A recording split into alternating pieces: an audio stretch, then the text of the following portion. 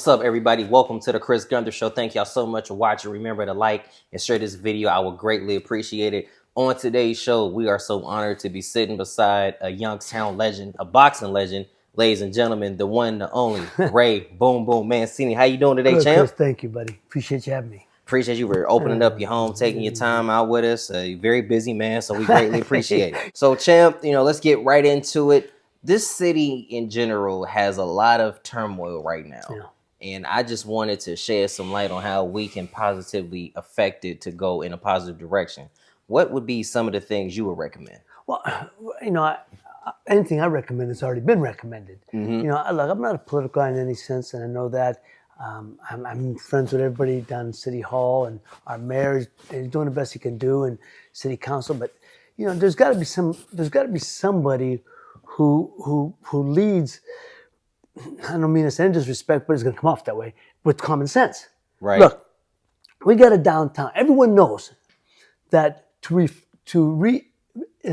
reinvigorate a town, you got to start from the downtown out, That's not right. from the burbs in. Don't work that way. So the fact that over the last, since 2000 maybe, the things they've been doing. Look, I'm going to tell you right now, the guy for me that should get a statue downtown is Dominic Marchianda. What he did with revitalizing that town with the student housing and restaurants, the bar. Nobody was doing that. I could tell you, I was down there doing a film in 2000, and you could shoot a cannonball after 4 o'clock, and you literally weren't going to hit nobody. People say, is it safe downtown? It's the safest place in the joint. There ain't nobody here. Now, 3,000, 35, 4,000 people on a weekend. Very true. So who started that? He's the one who started with the restaurants and everything. So let nobody kid you about that. So now we got, restaurants, bars, everything. Wonderful. But the streets are closed. So how does that work? I have a friend of mine who has a restaurant downtown. He said, they killed us. They literally killed us because he's right on Federal Street, and they breaking up everything. They said, well, it's a temporary thing. How temporary? I've been going downtown now for the last year and a half, 2 years, and it's still broken up. You can't drive anywhere down there. So how is that not going to affect the finances in this town? How's that going to affect the economy in this town? When you want to start something, you can't get it going because you get something going and they get stopped real quick. And suddenly, by this, shouldn't have been a plan of attack. They say there was or there is. Who's to say that?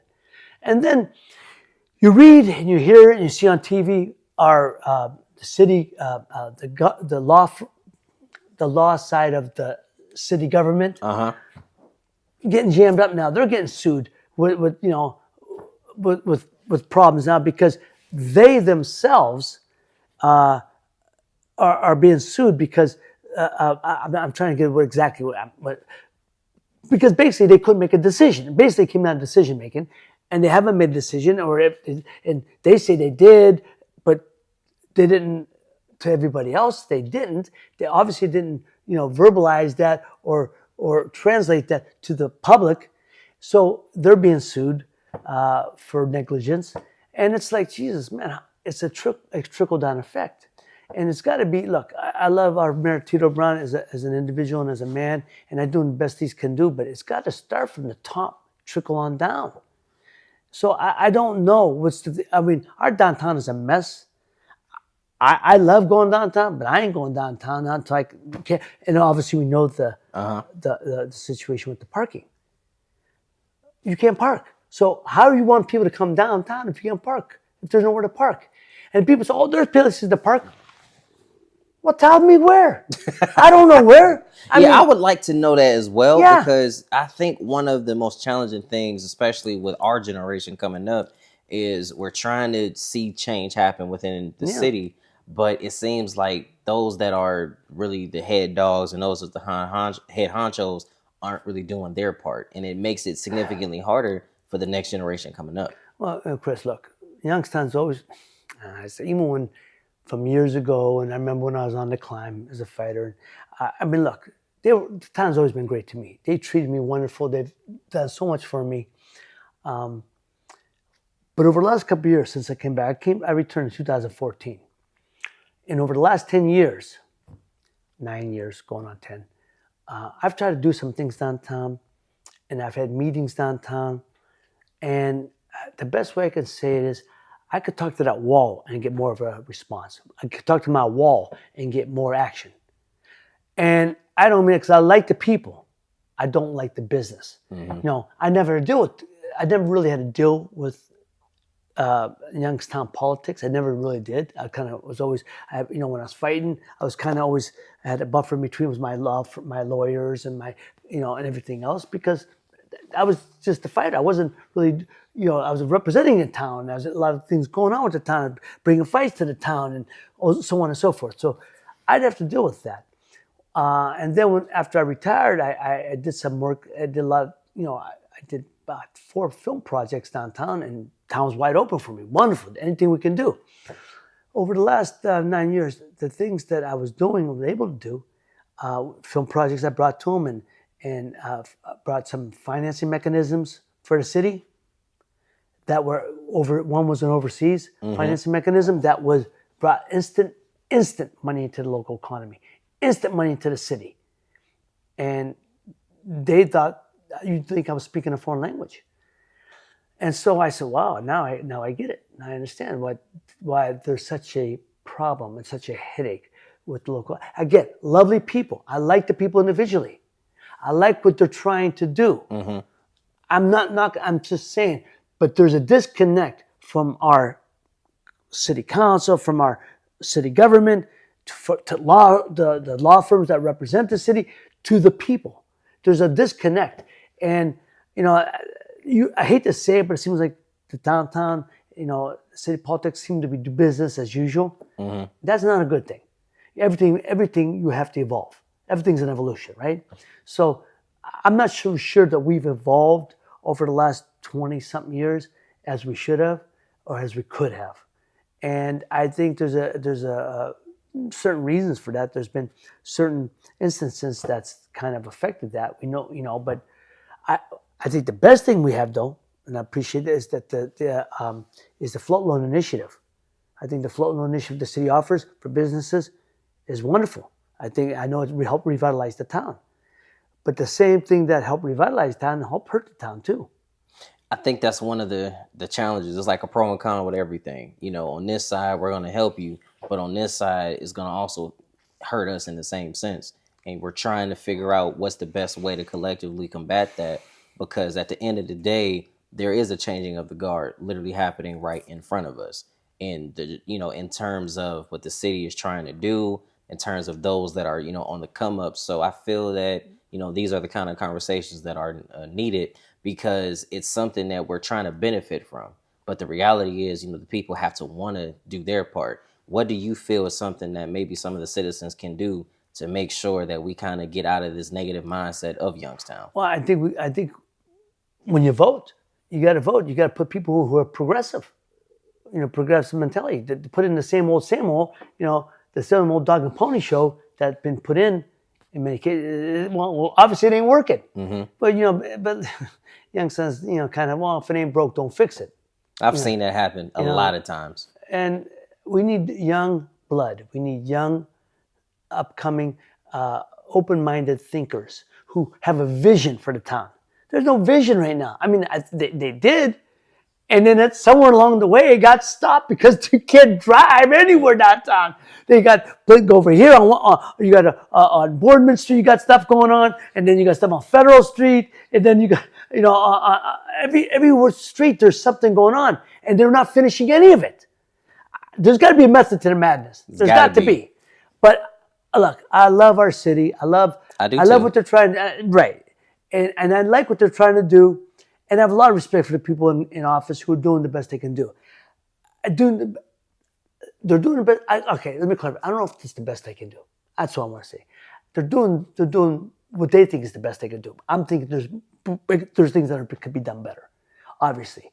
And because the downtown, how many businesses being hurt on Federal Street? A lot. But if you can't park and you can't drive, why would you go to those those restaurants and bars? Why would you go to those establishments? You wouldn't.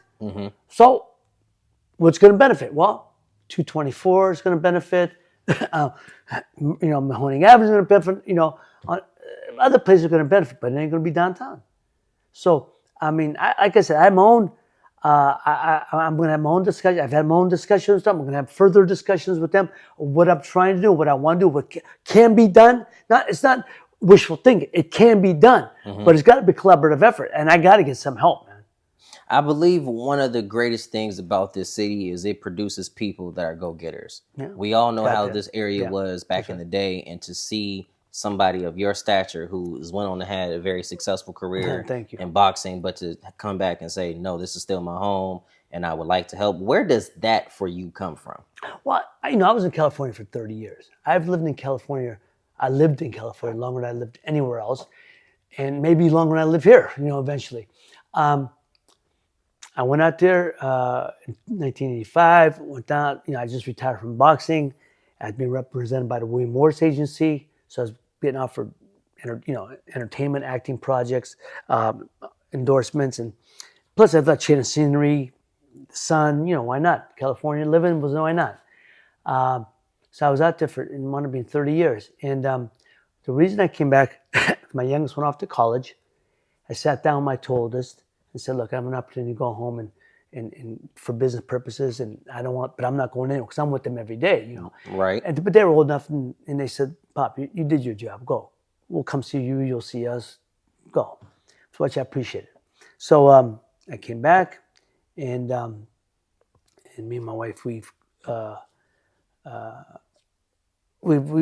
came back to create a studio here. That's exactly what I came back for, to create a studio, sound stages, facility for film and television content. And you get so far, and then you always seems to be a roadblock. Always. And and then of course COVID hit. A lot of people got hurt, including myself, big time as far as business purposes. And but it's funny because two businesses that actually not only they didn't only survive, but they thrived, was the mom and pop takeout stores. Absolutely. Restaurants. Sure did. Them depend on indoor dining, killed it with the takeout, and independent film. Independent film, where the studios would take weeks to hit the ground running. We could do it need months to take off and get things going. We could do it in weeks. So independent film thrived. And Netflix, which was a secondary market, became a primary market. Sure did. Along with Amazon and all the other streamers. Streaming now are becoming the new studios, mini studios. So that's a good thing, and good thing I'm in that part of the business. So things that help to push forward here. I think people love the idea of what I'm trying to do. I think people really appreciate what I'm trying to do. I don't think the city government understands what I'm trying to do, and there's the disconnect. When I'm trying to, I need help from the city, and the float loan initiative is a great mechanism. I'd like to, I want to have my office downtown. Mm-hmm. I want to be down there, in the hub. But if I can't activate the float loan, if I can use that mechanism, why would I be downtown? Why would I pay the 2.5% big on the money if I can't use it? Because at that point, you're not only wondering, well, why am I doing it? But sometimes you could get discouraged and say, well, why am I even trying to do it? Well, this is the business I'm in. This is part of the deal. I mean, the entertainment business is, I went from the frying pan into the fire. I went from the boxing business, which is pretty brutal, into the entertainment business, which is more brutal. People always say, what's easier, boxing or entertainment? I said, boxing, by far. Because I get a ring, it's in my hands. I control it. Right. I win, I lose, I lose. You control very little in the entertainment business. You control very little. So, and with that, and what you can control, you're hoping to facilitate and to push your projects forward. And not only for me, for the city. Look, I became very good friends with people in Chicago at Chicago Cinespace Studios.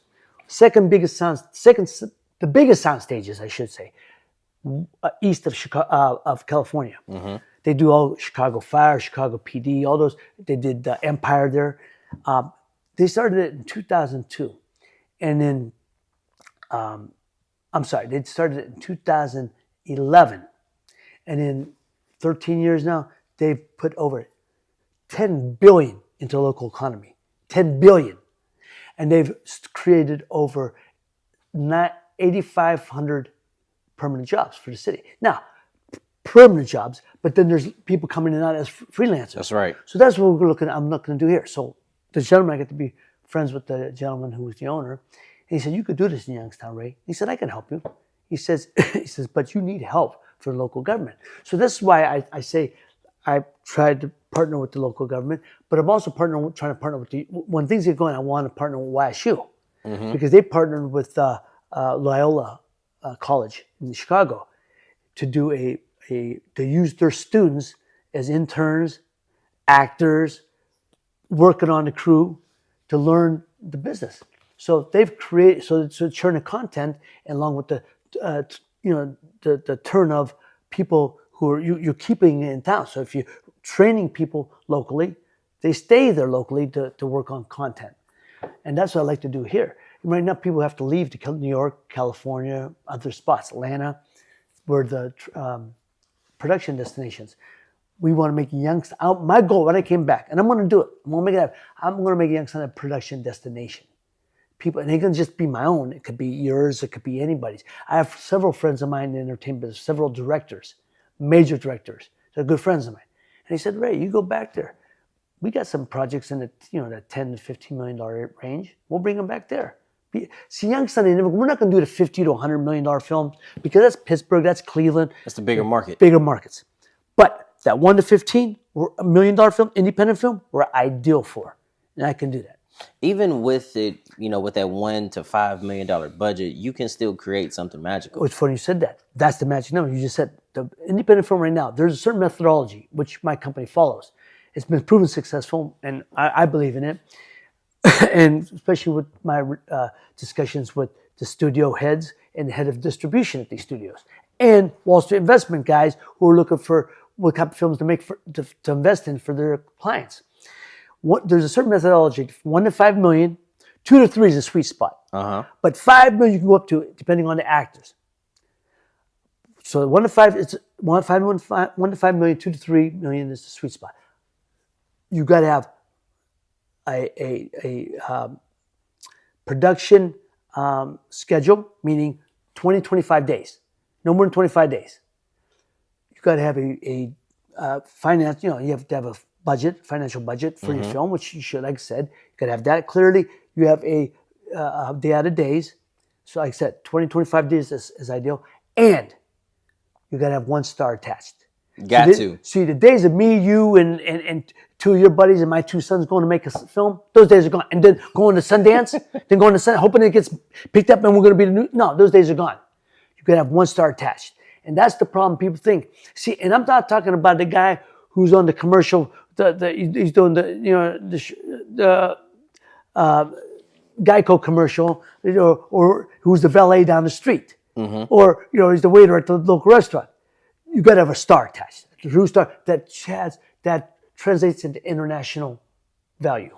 Because you want somebody that can draw people in. Got to. See, people say, well, I get so and so. I've had directors tell me, I get so and so, and they'll name the actor. I go, I love his work. He ain't been he's a TV actor though. Oh yeah, but that TV show is international. I go, yeah, the TV show is international. He's not an international star. The show's an international star. International show. He's great. I love the guy, but he's not. You got to have film stars, not television, to push the film that you want into an international market. So you're going to have to have name value. That don't get believe me, independent films. I'll tell you this I know this for a fact is based on star value. Independent films are star value. You want to sell that film, you got to have names that could translate into international sales. Period. End of story. That's it. So that's why I say COVID changed that. Because the days of, like I said, me and you, my son's going to make a movie and going to Sundance, those days are gone. You got to have star value. And you can get stars. Actors want to act. And the actors need to act now. Especially with the current situation that's going on. A lot has changed in the last few years. We've had a global pandemic. We've had strikes occur. We've had people lose hope. But then you have people like yourself that are a successful story, but then it also provide a sense of hope. Do you feel that at this stage in your life that it is your responsibility to ensure hope to others? I don't know if it's a responsibility. I certainly think you have to, push it forward. Everything they say, you pass it forward. Everything you want to do, and I hope, I travel. I do motivational talks to corporations, to colleges, schools. You want to give a message of certainly of hope. You want to give it of encouragement, but you want to tell them show them the path to get there. There's no direct path. That's what I mean. But to show them there's certain roads to navigate to get to success. But two things you can't that are by far you can't make it without is that heart, desire, determination, that intestinal fortitude. You have to have that. Mm-hmm. That mental strength. You got to have them because you're going to get knocked on your ass constantly, figuratively or literally, constantly. And you got to keep coming and try to navigate that. And you got to have enough. And I always tell people, man, you got, I learned two things. You only got to have two people believe in you. That's God and yourself. As long as you have God in your life and you believe in yourself, you're going to get there. But you got to have a certain passion, and you got to have a certain belief, and you got to have a want, a need to succeed. So when I talk to people and I say, "What do you want to do?" I want to be an actor. What acting school are you going to? Oh no, I'm not going to acting school. I'm taking a theater course, and just one theater course. Oh yeah, you going to you doing any other thing? You going to there's certain different parts of to be an actor. Mm-hmm. There's scene study class. There's you go to voice acting class. There's different ways different to create the instrument. Oh no, I'm just I'm going to acting class. That's not going to get you there. You got to do whatever it takes to get there. And look, I have a son who's been in the business now for he's been in for 13 years. He's been up for awards on stage. He's been in a couple of independent films, and he can't get an agent yet. Why? Because agents want to see film. Well, you go, how do I can show you any film of myself if I can't get a job? If I can't get that's the chicken and the egg, isn't it? You want us to represent you. And back in the day when I started out, they meet you. They go, hey man, I like your personality. I like what you're doing. I'm gonna take a shot on you. Nowadays, they don't want to meet you. They want to see your tape first. If the tape interests them, then they want to meet you. Well, you got to have enough content, and they don't want no more than 3 minutes. So how am I going to show you everything again in 3 minutes? And that's the game. So it's a very precarious business and situation that actors are in. So then when you're going on strike, the strike's going on now. Hopefully, and they're supposed to have a meeting tomorrow, and God willing, that'll change.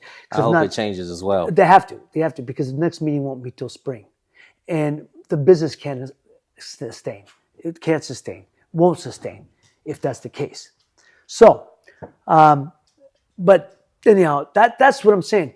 It's a certain, the business it's a great business, you see it, you do it. It's a certain feeling when you succeed, but man, it's the grind. You got to go put to the right, and that's part of the deal.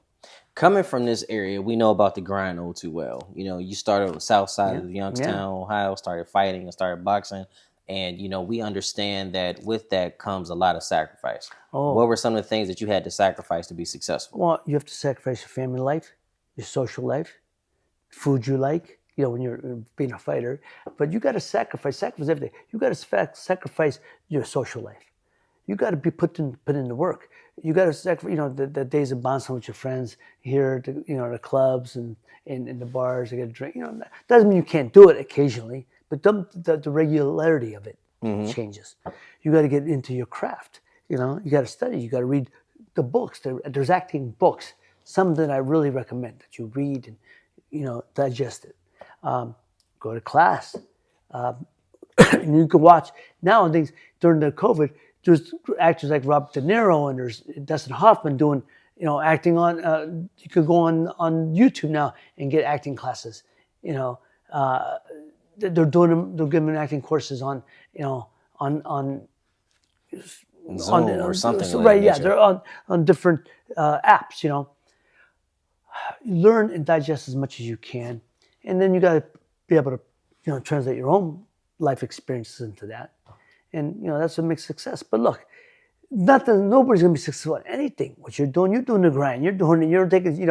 I mean, you make me a call, and I appreciate that. How would it happen? If you don't make that call, it ain't happening. That's right. Or you hit me up on on social media first, and then we start talking. But that's something you got to reach out. People, and I'll say this. Even myself, my sons have gotten on me because my son said I should be monetizing my so-called content. On social media. I don't know how to do that. No, that's a different age. No more am I interested. They said, but you wait. They said, Pop, you wait too long for people to call you. Sometimes you got to reach out. Certain people, I'm not waiting for everybody to call me. Certain instances, you have to wait for people to call you, meaning an agent or a manager. If you're calling agents and manager, guess what? That ain't how it works. No, it's not. You got to create the buzz where they get in touch with you. Hey, I'd like to represent you. That's how that's done. But you got to be working at it. You got to constantly be working, and you got to be out going to auditions and things like that, and working on your craft. But it's just there's so many different ways to being discovered, so to speak. The word discovered.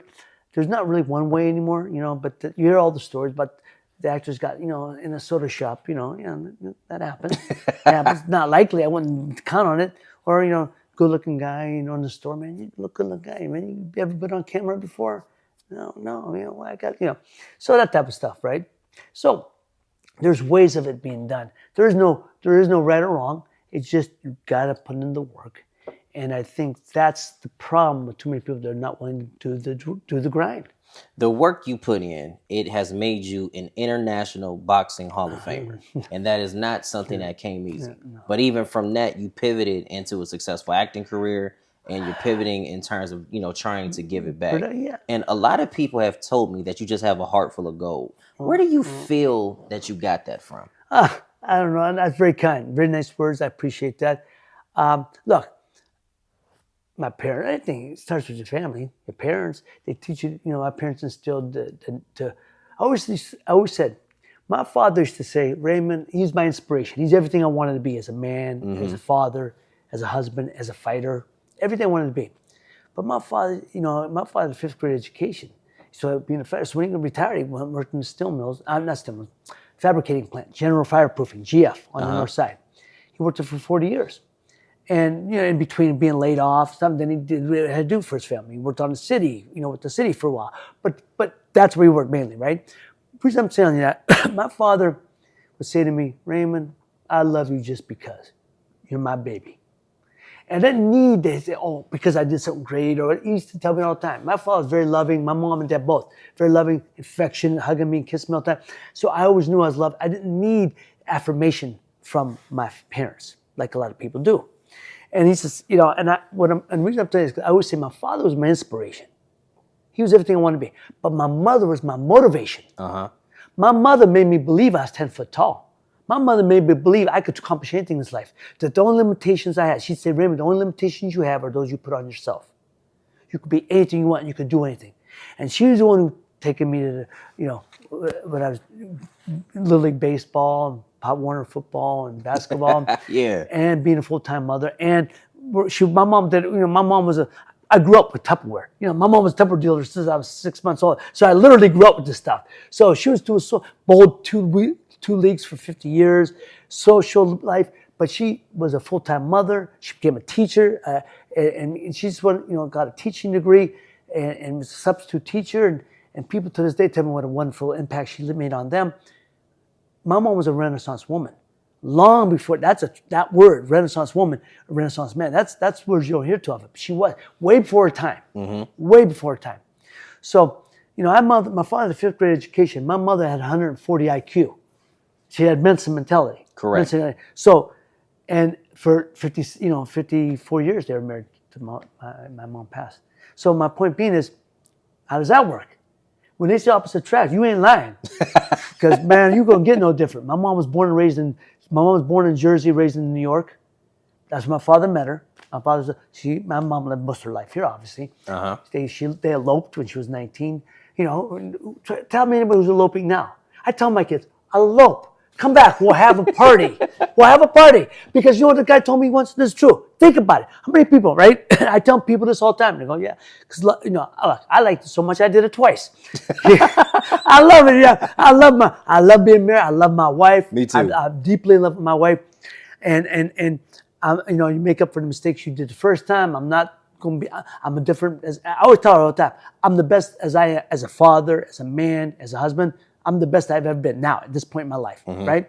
But what I'm saying is, you love is, you know, but you love is, that's a whole different thing. You're navigating that, right? That's give and take. So, but that's what I'm saying. People that are opposites, I believe opposites attract. They do. But then there's another saying, light attracts light.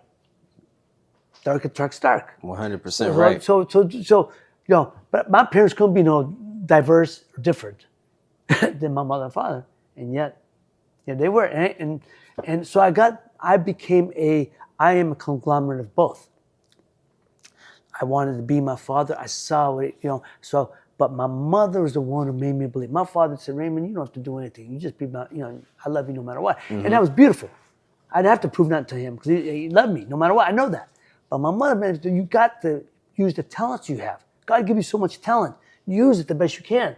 So look, I was, you know, I got athletic as well as academic scholarship to go to college. My father said, Raymond, get that education, go.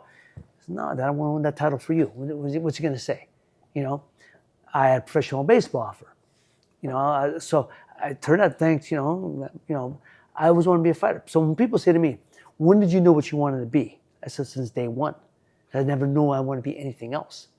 So even when I was in school, I like to think if I had chosen another profession, I had been successful, whether it be, you know, I'm not a doctor. That's too much. That's too much. You know, a lawyer, same thing. But, you know, I'd like to think I'd have been successful in another line of life, whatever I chose. But being a fighter is what I wanted. And I was very blessed to be able to achieve that and fulfill that dream. But that not many people, you know, get to. There aren't too many people in this world that can say that I knew what I wanted to do from the beginning and actually go after it. But then there aren't too many people that can say I knew what I wanted to do from the beginning, they go after it and become a Hall of Famer at it as well. You know, I got to be honest with you, I never thought of that in my life. So people say, when you got that call, I said, be honest with you, when I got that call, I was so honored and flattered. I said, wow. I got the call first that I was on the ballot. I said, I won. I hit the juggernaut already because I told them, and I said, I didn't think my career warranted being in the Hall of Fame. I said, because I didn't fight long enough. Not because I was proud of my career, very proud of my career. But when you think of Hall of Famers, you think of guys, Larry Holmes, Marvin Hagler, and Roberto Duran, guys who fought for 10, 15, 20 years. I fought 5.5 years. I didn't think my career warranted because of the longevity, was it?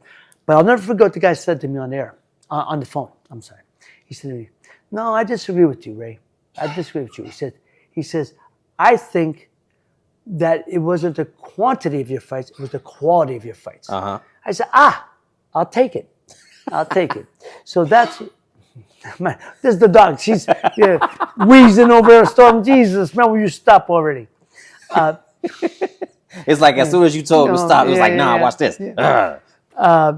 So, but when I got the call, I mean, it's just a blessing, man, because it's so rewarding. But again, and I said this at the induction, I am a conglomerate of the people who raised me, not only my family, but my community. I am a product of my environment, my Mancini household, and the city of Youngstown. The city of Youngstown bored me just like my parents did. Different way, you know, but the same. They born me too. And so everything my dreams, goals, aspirations were born here. And, you know, when I was growing up, the idea was, you hear this all the time, my neighborhood was all mill rats. And I mean that term affectionately, as you know. I know what you mean. My brother worked in the mill while I was in high school. He was making more money than my father was. Wow. Yeah, when he was in high school. But my father worked in a fabricating plant, not a mill, but a fabricating plant, same thing. So so that was the goal. Graduate high school, get a job in a steel mill, meet a nice girl, and get married. Great life. Good quality life. It still is. I just wanted something different. And my whole neighborhood did that. But I wanted something different. So how are you going to do that? The days of, say, I want to be a fighter and world champion. When I used to say that, I was a kid. People used to laugh. Oh, isn't that cute? He wants to be a fighter for his father. And, isn't that cute? But that's all I ever wanted. And so, like I said, when I was asked later, when did I know? I said, since day one. Literally, since day one. Then I got asked once by a reporter saying, did you really believe that you would accomplish it? I go, yeah, man, because I used to dream about it. I used to have these dreams. Now, I used to see myself walking around with the belt hanging over my head, being lifted on the shoulders of my trainer and, my family. Now, scientists have a fancy name. Psychologists have a fancy name. It's called positive mental visualization, right? If you could dream it, if you could see it, you could dream it, you could be it. I said, hell, man, I always thought it was called dreaming. That's all it is. I thought it was too. That's all it is. It's having a dream. But the key is, but dreams without action are dead. That's one thing I've learned along with the kid. Everyone has a dream. I want to be this. I want to be this world champion. How are you going to get there? Oh, well, I guess I don't know. I'll get there eventually. How? Or I want to be this actor. How are you going to do it? Oh, somebody will somebody will call me and I'll go a chance to go to Hollywood. It don't work that way. Not at all. And that's what people don't get.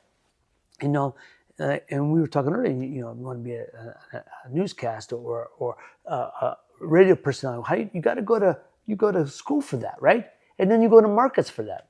And you apply for that, whatever it takes to get there. So that's what I'm saying. Anything you want to be in life, you have to go after. And I've said this repeatedly. I've always said, you got to challenge greatness. To be great, you got to challenge greatness. Greatness ain't coming to you. You got to go take it. You got to take it. But the way you take it is the right way. There's two ways: hard work, dedication, and study. School. That's how you become. You go take it the proper way. You go to school, or maybe you ain't going to go. I'm telling you, I wasn't made for college. What I did, I'm big on vocational schools. I'm big on these. I always say I went to a trade school. These trade schools are great. I think they're perfect for people like me, because I had a trade. Fighting was my trade. I went to a trade school when I moved to New York, right? And again, I went after it. I didn't sit in Youngstown. I could have, because there was local guys who wanted to handle me. But my father told me, Raymond, if you stay here, you're going to starve as a fighter. You stay here, you're going to starve. He says, I had to leave. Because I wanted to be my father again, right? My father went to New York, my father turned pro in 1937. 2 years he fought around the Youngstown area. Couldn't get no fights. 1939 he went to New York. That's what he said, if you stay here, you're going to starve. I starved. So I wanted to be him. I wanted to go to New York. So I went to New York, and then after I won the title, I didn't have to be in New York anymore. I could be back home because I was traveling to training camp wherever it was at. But the point being is, I went after it. I went to New York. Then when I got in the entertainment business, I went to California. Rightfully so. You gotta go. Gotta go where the action is. One thing you learn, you gotta go where the action is, wherever it is. So this is why when people talk about they want to do great things, they want to do big things, they want to be successful, they want to have lots of money, and they want to boop. What are you doing to achieve that? What steps are you taking to achieve that? What road to success are you taking? Study? Are you studying anywhere? Are you working on your craft anywhere? I mean, these are things you have to do. But people like to go to school and they like to bang around at night with their friends and family and hanging out and stuff. Get home, man, and study and read and train. And if you want to be an actor, watch actors, watch movies, go to movies, see how the actors act. Not that you can imitate them, but you take something from everybody. I did. My son did. So, these are the things. My other son's a fashion designer. He moved to New York. Got to be. He started his own line. Put up his own money. Didn't want no money from me or his mother. He wanted to use his own money. He said, I want to make it on my own, Pop. And then, after you you put it back into the business, right? So what I'm saying is they're doing what they're supposed to do. Are they a success yet? Yes, for me, they're a success because he's gotten his line out there. It's been out there. But are financial rewards happening? No, of course not. You don't see that for a while. But that means you got to keep going, because if you stop when things get tough, you'll never really understand how great you could be, because the reality of it is all of us are fighting something. You know, we got a Always. chance to talk off camera. We're all fighting something, but the greatest fighters, once they get knocked down, they get back up Always. and they keep on swinging. Well, you see, I always tell people, you hear people talk and always using boxing cliches as when talking about life, but it's the truth. But you just say, you get knocked down, you get back up. You got to learn how to take it on the chin. You know, you got to keep swinging. You got to keep punching. You know, all those cliches you hear, right? But it's the truth. That's life. Life is a chance of kicking your ass. You got to come. You got to come back. You got to come back and fight. What, you know, fight it. You know, fight the good fight. So it's that's, you know, that's a fact. Not to segue, but I always segue, Chris. Sometimes I'm going to go by way of Sandusky, but I'll bring it back to Youngstown. I'll bring it back away. That's all right. Here's a true story, true fact. Anybody out there listening? True fact. There's been more movies made about the sport of boxing than every other sport combined. Now think about that. Through the years, from the 20s to 30s now, from Gentleman Joe Corbett with Errol Flynn to all the boxing movies from 20s to 30s to now. There's been more movies made about the sport of boxing or have a boxing theme than every other sport combined. Why? Because what we just said. It's a parallel with life. People can identify all the cliches, all the things we talked about. People understand that. And I think that's why I've always said this. I think the fighter, if you put a fighter in the room, you put a Super Bowl champion, World Series champion, people are always going to flock to the fighter. Why? Because he's a soul. He does it by himself. People identify with that guy. No team effort. It's that guy. I agree. And I had that happen to me. I had that happen to me. And I was like, wow. You know, the Super Bowl champions right after Super Bowl, people won't talk to you about, you know, because they identify with the individual who's going after something on his own. And I think, wow, that's something I didn't really realize that until that time, you know. But that's what people identify with. And you've done that your entire career. Like, one of the coolest things, I remember I was watching something and, you know, somebody was talking about how at one point you had Frank Sinatra, you had Sugar Ray Leonard, you had Sylvester Stallone, everyone talking about that guy from Ohio, Boom Boom Mancini is the real deal. And to see it all come full circle, you know, is one of the greatest things. Coming to the end now, this has been an amazing conversation. If you had to give some advice to a young up-and-coming fighter, what would you tell them? Here's what I do tell young fighters, but this is what I tell young people in general. Again, the parallel. If you're going after a job in life or in the ring, first and foremost, have a passion for what you do. If you're going to get in the ring, have a passion for it. Love it. Don't just want to do. Because I hate when people say, "I love this one." And say, "Ray, talk to my young man here, Chris. He's thinking about being a fighter." You're thinking about it, young man? Go to school. If you got to think about it, you ain't no fighter. Because you don't think. I always tell boxing is one of the sports where, like dogs, puppy dog. You go to a dog pound or a kennel, right? Dogs pick you. You don't pick them. Dogs. That's the sport of boxing. Boxing picks you. You don't pick it. So I've known this since I was day one. This is what I wanted to be, right? So you got to have a passion for it. It can't be something you do want to try or you like it. You got to have a love for it and a passion for it. Two, you got to have total sacrifice, body, mind, and soul to that. Give it, you know, and you abstain, like I said, from your family life, social life. Look, that's why my father told me this since I was a kid. My father told me so many things. Fourth grade education, greatest life lessons I ever had. He said, Raymond, I'm not saying don't have a relationship when you're fighting, get serious relationship. He said, I wouldn't advise it because what happens is your career isn't successful, the relationship isn't successful, but usually happens both aren't successful. Your career is, I always say, my career is my lady. My career was my lady. That was, I more time with that than anything. When I was done with that, then I was able to devote myself to somebody. But what I'm saying, so you have a passion for what you do, have a love for what you do, total conviction to it, giving yourself body, mind, and soul. And, you know, you train, but you got to train smart, you know, but train smart, you know, you don't burn out, you know, you do the physical part, you do the mental part, and the spiritual part. You got to train spiritual as well, you know. Read, man. Read scripture. Read. Go to church on Sundays. Get that faith. I'm a firm believer that you have to be completely strengthened, body, mind, and spirit. I am too. One of the last things I always ask my guests, how can people stay connected to you? How can they follow you? And how can they just say, you know what, we want him to come speak with us next? Well, I like my social media. I do have as I was telling Chris earlier, my son handles my social media, and we were talking right before you got here, and I'm learning more about it. I mean, understand, I'm still old school. I don't want to go out there putting things out there. I think the old saying. My mother told me this a long time ago, and this is what reason I say this. She said when I used to put on, go out, I used to put on all the cologne and God. And she said, Raymond, come here. Raymond, always remember, you want a cologne to be discovered. You don't want it to introduce itself. What that meant was that let people.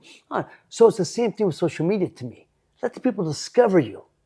If you're out there all the time doing this, I see people out there on social media having a ham sandwich. Oh man, the greatest ham sandwich ever. This guy. And you go, oh man, I'm having breakfast. Isn't these good eggs? They think, because they do this. I get it. There's places, I have a friend of mine who's on there, and I told him, how much you get? They do give you free food. He goes, oh yeah, they do. But he does it. He's got a great job. He just does it because he's a good guy. But there's people. I don't want to see how drinking your coffee, eating your eggs. I don't need to see that. So my point is, you can get oversaturated. You could be, to me, when you're getting too much on social media, it's overexposed. Overexposure is almost as bad as, or probably worse than being being not discovered yet, because people are tired of seeing it. And believe me, people will get tired of you. People will get tired of you. Yes, they will. It's your today's flavor, tomorrow yesterday's flavor. Let people discover you. Let people say small bites. Don't give me the full meal. Let me have small bites, appetizers. Let me go. How do I get more of that? That's to me what social media should be, and that's my son's time. I should be out there more. I tell him, well, I think I think I do enough. But he says I'm not doing enough. So we're trying to find the balance, right? So. My Instagram is Real Boom Boom Mancini, Real Boom Boom Mancini, as opposed to the fake one, because there's a lot of fake people. Oh yes, yeah. I know all about it. Real Boom Boom Mancini, X now. X, I mean, it's so complicated. Yeah, it is. Is Real Boom Boom without the Mancini. They don't let the Mancini. And on, how about this? Just easy enough. I just forgot. I should have been talking about it. My new website just came out. Yes, sir. Just came out. I thank you. Finally, I had a guy come up and say, man, I got to get you all in one. And this is a guy, wonderful job. Mike Sequel. Mike, he's a teacher. I wish I knew what school. I promote that. For internet. So he said, I met him through a mutual friend. I want to do this for you. So please, now it's boomboommancini.com. Now, it used to be Ray Boom Boom Mancini. I had Ray, but somebody took that name, stole the name. Wow. Right? But they were dumb enough to not to take Boom Boom Mancini. They took Ray Boom Boom Mancini. So, boomboommancini.com. And on there, you can tap into all the different Instagram, Twitter, X, whatever. The Facebook, you see it all on one. My foundation, we're all in there. So it's like you can see it all. But so Real Boom Boom Mancini on Instagram, Real Boom Boom on Twitter X, and Ray Mancini on Facebook. But boomboommancini.com gives it to y'all. Thank you for your time today, I champ. appreciate you, Chris. Thank you, man. Be sure you guys like and share this video. Ray Boom Boom Mancini on the Chris Gunther Show. Thank y'all for watching. I'll see y'all next time. You're saying this guy don't shut up. I love it. Thanks, champ.